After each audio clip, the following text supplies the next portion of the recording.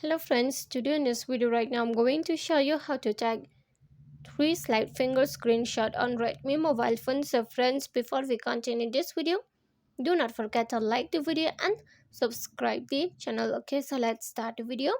Here at first you have to move on setting, then from here you can scroll down. Just keep scrolling. Okay, when you scroll here you are going to find this additional settings. So here you have to click on additional settings. When you click on it, here you can see this is the button shortcut, so just click on button shortcut. When you click on button shortcut, here you can see take a screenshot, so click on this take a screenshot. When you click on take a screenshot, the first option is this slide fingers down. See, slide 3 fingers down and the screenshot has been taken. You can set it like that. Okay,